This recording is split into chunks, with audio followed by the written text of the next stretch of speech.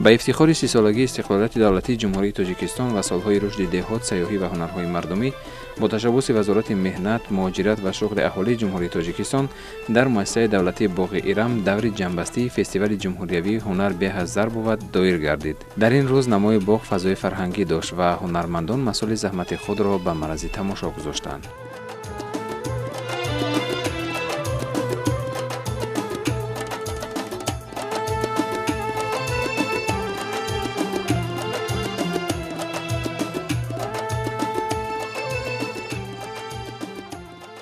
مقصد اساسی فستیوال هنر بهتر از هر بود این احیا و رشد هنرهای مردمی، هنرهای ملی و معاصر بوده. در اساس دستور و هدایت‌های اساسگاه صلح و وحدت ملی پیشوای ملت پرزیدنت جمهوری تاجیکستان محترم امامعلی رحمان برای رشد و نموی ساحه هنرمندی از جمله هنرهای ملی و معاصر تأسیس داده شده است که امروز از تمام شهر و ناحیه‌های جمهوری تاجیکستان برای معرفی هنرهای مردمی جمهوری تاجیکستان جمع آمدند و از جانب وزارت مهنت، مهاجرت و شغل اهالی جمهوری تاجیکستان خرجانی می‌گردند. ما هنرمندان خصوصا از آن هستیم که چنین چهاربینی‌ها برگزار می‌گردند. ما هنرمندان محصول دست خودمان را پیشکش مردم و مهمانان تاجیکستان می‌گردانیم. چهل دیده شده در باغ ایرم شهر دوشنبه برنامه بهتر از زر برگزار گردیده است. ما باشیم هنرمندان هنر خودمان را پیشکش نمودیم. دور نویوی اشتراک نمودم، سزاوار جای دیوم گشتم، در دور شهری هم سزاوار جای دیوم گشتم. یاردمچی پرزیدنت جمهوری تاجیکستان اوید به رشد اجتماعی و رابطه با جامعه عبدالجبار رحمانزاده ضمن سخنرانی ذکر نمود که با تشبث و دستگیری‌های پیشوای ملت محترم امامعلی رحمان هنرهای مردمی در تاجیکستان احیا گردیده با سرعت رشد نموده ایستادند. با ابتکاری به واسطه پیشوای معظم ملت 3 سال است که در تاجیکستان آزمون و فستیوال‌های گوناگون دایر شده، سال تا سال مضمون و محتوای آنها بهتر می‌گردد. هنر و هنرمندی یکی از عامل‌های بسیار قدیمی اجدادی ما است. در زمان صاحب استقلالی مملکت با شرافت پیشوای ملت هنرهای گوناگون ملی احیا گردیدند. ما شاهد آن گشتیم که ده‌ها هنرهای گوناگونی که به گوشه فراموشی رفته بودند از نو روی کار آمده و فرزندان هنرمند تاجیک آن را دوباره و با دید تازه زنده کرده ایستادند. در این زمینه باید قید نماییم که از جانب وزارت مهنت، مهاجرت و شغل اهالی جمهوری تاجیکستان طبق سفارش حکومت جمهوری تاجیکستان شروع از 1 ینوری سال جاری در 47 مرکزهای در 47 لیسه کسبی تکنیکی در زمینه 47 لیسه کسبی تکنیکی 47 مرکز هنرهای ملی و معاصر تأسیس داده شد که این برای رشد هنرهای ملی و معاصر و اینچنین هنرمندی یک تکون جدی میبخشد. و اینچنین باید قید نماییم که در این زمینه از جانب وزارت مهنت، مهاجرت و شغل اهالی جمهوری تاجیکستان سال 2020 ماه اکتبر سال 2020 برنامه رشد هنرمندی جمهوری تاجیکستان برای سالهای 2021-2025 تهیه و تصدیق گردید که این هم باشد برای رشد هنرمندی یک تکون جدی میبخشد. طبق معلومات این زمان در جمهوری تاجیکستان زیاده از 7000 نفر هنرمندان فعالیت نموده از امتیازهای اندازی فراهم آورده حکومت مملکت استفاده میبرند. دنیا بیگم جامد و چکاندوز از ناحیه میر سعید علی حمدانی است و در این فستیوال با مسئول دسترنجش اشتراک نمود. او میگوید نگاره‌های چکن خاص مردم تنها ولایت ختلان نیست. کوسه گل‌های چکن در دیگر منطقه ها نیز با شیوه و آهنگ دیگری بازتاب شده‌اند. راستیگه هر یک منطقه به خودش یک رسم و رسومی خاصی دارد. چکن فرقیت همیه که نوعی رشت تون زمین سیاه‌تر است، آنچه که به سیاه می‌دوزه گلدوزی یک معمولی به طور خاصی خودش زیبنده است به منطقه. بیم ختلون در داخل میشد اینو با دیگر خیلی رنگ‌های روشن یعنی بلند استفاده می‌کنند. با مردم بدخشان هسته بسیار از رنگ‌های سرخ یعنی سبز استفاده میبرند و نقش‌های اسلامی و دورای قدیم ده بودن امی اولون که هستن کتای قزاقی میگفتن این خیلی گریوانش تا کتای گردن بود سرای استین. وقتی که موهای ما بودن کتای سرای استینی کلکی میگفتن، یک نمودی چکن یعنی نقشی که در لب استین هست اینا لب استین را میگفتن، سر استین این کلکی نامیده میشید. کلکی معنای دیگر داره، یعنی همو ایجادی همو هنرمندای پیش بودین. من این کفته را با دستان خودم در طول 2 هفته تیار نمودم و امروز در تنم به بر نمودم. فکر خودم بود، من از خود آرزو داشتم که این کسب را بیاموزم و شکرانه از آن میکنم که این کسب را من خودم آموختم از مادرم و این آرایش خودم است، نقش و نگار خودم است. پیشتر گلوی میده میزدن، جلس میزدن، پاک بیزن نقش میدوختن، یعنی چادر بردیولی میگفتن برای عروسی تیارستن، جامعه های دامودی میدوختن، توخی های دامودی میدوختن، چکنه به یک صفتی بلند، یعنی به رشته هایی که رنگ میکردن، مسئولی دستی همو هنرمندان، یعنی کیرمک میموندن، ابریشم تیار میکردن، مویک میکشتن، پیله میکردن، به رنگ های که رنگشون یعنی میرفت، از بین میرفت رنگشون میکردن. با هنرمندایی بودن که از دیگر موادهای استفاده میبردن، یعنی پوستی انار میجوشوندن، پیاز میجوشتن، یک نمودی ریشه درخت میجوشوندن که رنگ همو خیره نشود، یعنی خیره نشود، نرود از بین. تو حضوران کتای چکنی میبینید از دور قدیم و سالای چندم استفاده بردگی با همو رشته های قدیم با رنگ هایی که اول رنگ میکردن موموی ما مادرای ما با همو استفاده برده. یعنی ما کیرمک پیله از خودمون تیار کنیم، رنگ هایی که هستن را ما هنرمندا از خودمون کنیم که از خودمون کم چی شود، یعنی کم مصرف شود. برای همین ما همین خیلی باید تیار شیم که از چیزای خودمون، وطنی خودمون و رنگ خیلی شما زیر گفتید اینو فرقیت چی دارد؟ یعنی ما رمزی افتاب، رمزی مفتاب، رنگی ستاره، رنگی یک درختی که هسته نازک، ارچه، درختانی هسته که مثال گولی بادام، 100 برگ، همیو را ما میدوختیم، اینا تیار میکنیم و زیرم هسته اینا باید گلی 100 برگ، یعنی تیار شکفون. نمالی میان برای داماد تیار شدن توقیو میبینی شیروز، در اونجا شیروز تیار کردگی.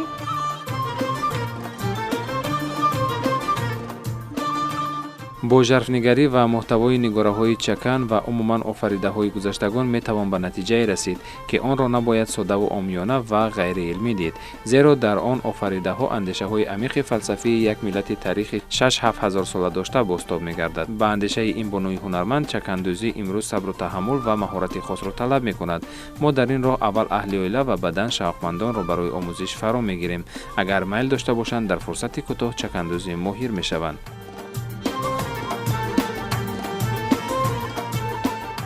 مردم همی طاقت دوختن شیشتن ندارند. همی حوزی باید طاقت با صبر باشی، با ذوق دیل باشی. ذوق دیل نباشه هیچی. آسانش همون ماشینکای پوپری نکی این دستوز این سوزنی یک نمودی چیزی است که با زحمتی دست خدای این بهترین چیز است. اگر جوانای حضیره ما گفتنیم که من نبیره خدمت در سودگیم وزید دانشگاه دا میخوند و چکندوز ایانم دست چی هسته دختگی همونه و کلین خدم مثال همسویا هستن میان من میگه نشون میکنم با یارمد و فاطمه دگونه ما امرای ما هستید در چسک دیگه میسته و هم طلبه رو با کرسی آموزشی گرفت دختر کوره و بازی ما اگر یگان چیز در کار شب بگیم که فلان آدم برای سفر کردن کرده فرمایش داده است یا که توقی فرمایش داده است ما تیارن که ما در یاردم کنن نباشه با ما خدمونم برای مورکشی کوکل بافی که شما میبینید اینا هنری از میراثی موندگی مادرای ما بیبیای ما من همو هنری همو را از بین نرفته است. من دوام دهنده او و میخواهم که نبیرای ما همسایای ما جوان دخترای تاجیکستانی ما همیو را اذیت کنن میراثی از بین نرود هنر برای ما با چیزی فرهنگی بیگانه پرستی نکنیم. فرهنگی تاجیکی خود ما ادرس و اطلس و چکنه و برکنیم که زیب زنی مادر تاجیک و دختر تاجیک است. من همچون یک زاده استقلال پیش از همه منتداری خود را از نام خودم، از نام اهل عائله و از نام آن شاگردانی که ما صدقاً آموزانده ایم منتداری خود را به پیشوای ملت، اساسگزار صلح و وحدت، پرزیدنتی کشورمان محترم امام علی رحمان میرسونم. من شکرانه از آن میکنم که زاده استقلالم. این استقلال است که ما خود و کلان، پیر و جوان و امروز رسیدیم و باز شکرانه از آن میکنم که در فضای آباد و زیبای تاجیکستان بیشترمان عمر به سر میبرم. من خود که در عائله هنرمند به وای رسیدم، از عائله خود، از هنر خود افتخار میکنم. اگر آدمی بده در بین یک ماه تیار میکنه، آدمی با صفت بزده، برای که ما بر رشته های یک طوره آدمی است که رشته های غاز میدزه همی پر شوفته به صفت میوید، همی با یک طوره میدوزی، با صفت میدوزی، بعد پس شروع میاد. یعنی برای توقی، برای من در یک هفته ده توقی تیار میکنم، در یک هفته ده توقی تیار میکنم. من صبر کردن در کار ایره با توقتی با صبری، بعد همش با صفت میان، شروع میان. قلم کشیدن، گل کشیدن هم یک چیزی خودشه داره. انا باز هسته که مثال در چیزی ما دهات ما شوهرها میرن پرکت میگرفتن، بازی اینا مثال با شوهر میبروین میگن که ما یک فرمایش داریم فلان کتای ارزوش با سرانداز مایلی میگیم، گپ نیست. خیلی ما با نرخ قیمت نمیگیم، با نرخی که مثال زحمتی دستی خطه، سوزن خطه، مثال رشته چی خطه، گل کشیدن خطه قدر میکنی، بعد برای همو ما فرمایشی او را اجرا میکنیم. یعنی بنایه کویبش دختم، با ولایت خطرون دختم.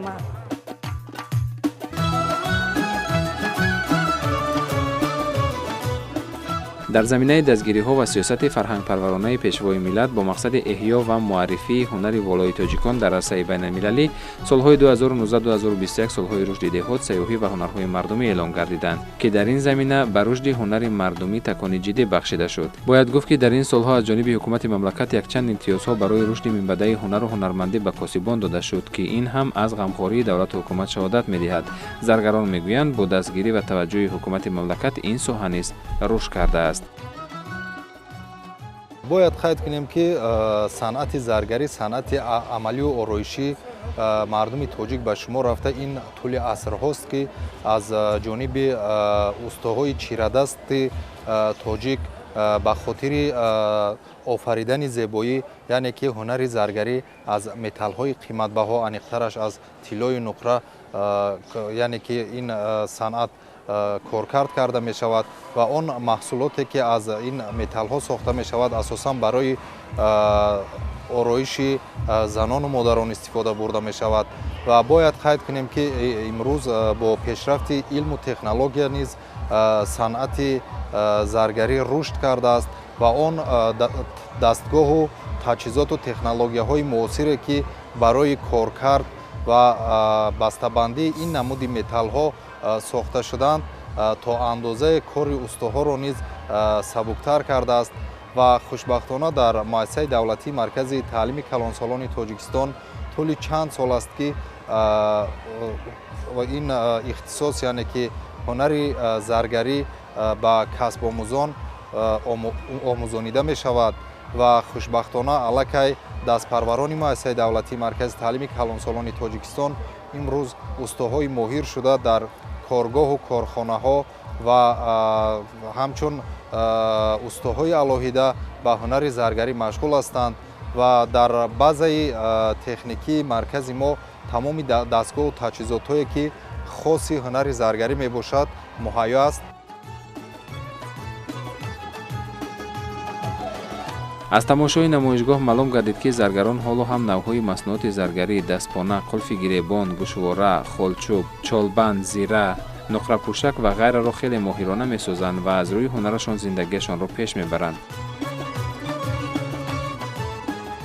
برای که شخص واقعا زرگر ماهر باشد، پیش از همه باید متخصص خوب باشد، صبر و تحمل داشته باشد و در مجموع شخص چیردسته باشد که تواند از یک متال یک اشیای سازد که واقعا دقت جلب کننده باشد و به همین خاطر اون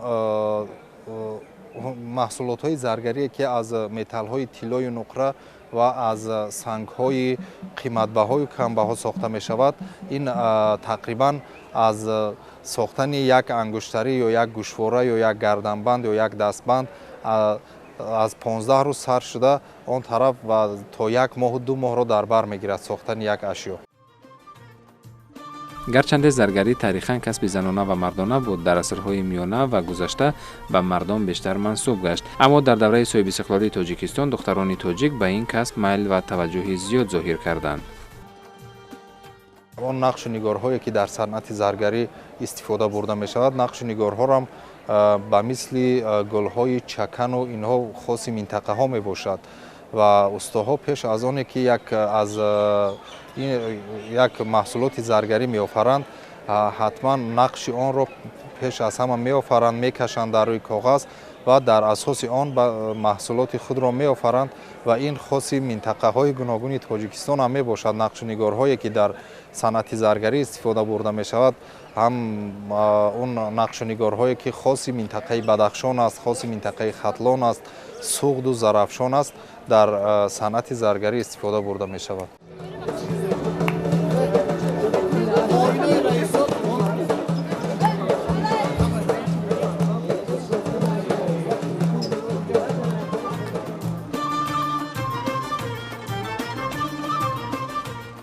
در دور جنبسته فستیوال جمهوریوی هنر به هزار بود، هنرمندان چیردست تاجیک نوهای گوناگون هنر ملی از قبیل ظرف‌ها، متاع‌ها، اسباب‌های موسیقی، قالین‌ها، کشیده‌دوزی، چکندوزی، کنده‌کاری، مصنوعات زرگری، کلالگری و دیگر نمود محصولات هنرمندی را پیشنهاد ساکنان و مهمانان پایتخت نمودند. باید خط نمودیم که در حقیقت از همه منطقه‌های شهر ناحیه جمهوری، یعنی که هنرمندان و این چونین مقامات اجرایی حکومت دولتی شهر ناحیه ها تشکیلات مؤسسه‌ای که با ساحه هنرمندی ربط دارند اشتراک فعالانه کردند و از جانب وزارت مهنت مهاجرت و شغل اهالی جمهوری تاجیکستان با مقامات اجرایی حکومت دولتی شهر و ناحیه جمهوری و این چونین هنرمندان چیردست تحفه‌های خاطره‌ای و این چونین با افتخار و سپاسنامه‌ها و دیپلم‌ها سزاوار گردیده شدند.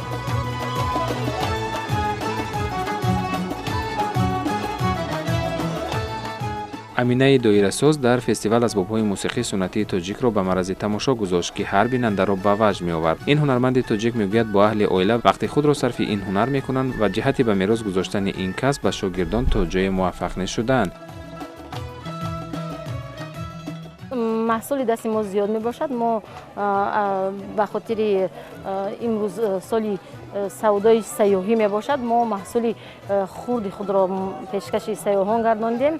محصول دست زیاد هست، زیاده از 100 دانه ما از پیشکش خریداران گرداندیم. من هنر دایره سازی دارم، تبلک و ارمغانای ملی قدیمه تاجیکانه. مورد ذکر است که فستیوال جمهوریوی تحت عنوان هنر به هزار بود با مقصد اجرای نقشه برگزاری فستیوال، نمایش، عید و آزمون‌های عنعنه و هنرهای مردمی در جمهوری تاجیکستان برای سالهای 2019-2021 که با امر پرزیدنت جمهوری تاجیکستان از 30 دکبر سال 2020 تصدیق گردیده است راه اندازی شده، در آن بهترین ها معین و با تحفه ها قدردانی شدند.